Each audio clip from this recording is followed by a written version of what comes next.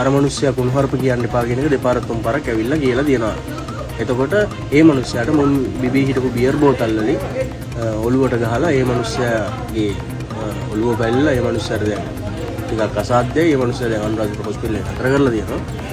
මේ කාල කන්නේ ඇවිල්ලා අනුරාධපුරට ඇවිල්ලා මේ මිනිස්සයාට අහිංසක මිනිස්සයාට මේ පිට ගමකින් ආපියෝ මේ අනුරාධපුර මිනිස්සෙකුට අහිංසක මිනිස්සෙකුට ඒකත් ගෑනු මිනිස්සෙකුට ගහනවා.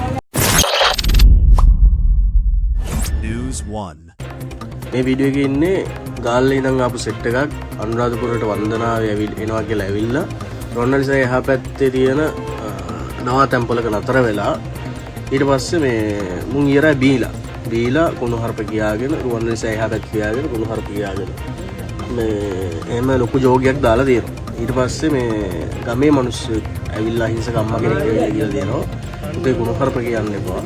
මේ අපට මිනිස්සුන්ට නිදියන්න ඕනේ සහ මේ පොසොන් සතිය අනුරාධපුරේ කවුරුත් එහෙම කාගෙන බීගෙන දගලන්නේ නැහැ මේ සතිය ඇතුලේ.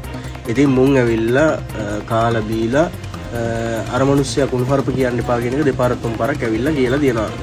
එතකොට ඒ මිනිස්සයාට මුන් බිබී හිටපු බියර් බෝතල් වලින් ඔළුවට ගහලා ඒ මිනිස්සයාගේ ඔළුව බැලලා ඒ මිනිස්සයාට දැන් ටිකක් අසාධ්‍යයි. ඒ මිනිස්සයා දැන් අනුරාධපුර හොස්පිටල් එකට කරලා දෙනවා.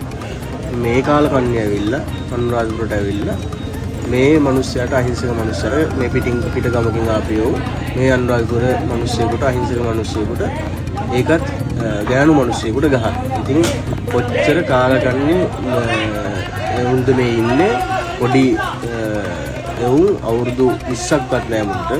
ඉතින් මුන් අනුරාධපුර පොලිසියෙන් දැන් අරස් කරා. ඉතින් මේ තමයි ගාල්ලේ ඉඳන් ආපු චාන්ලි. මුන්ගේ මූණවල ටික පුළුවන් තරම් ෂෙයා කරන්න මිනිස්සුන්ට දකින්න මේ වගේ කාලකන්ණි අද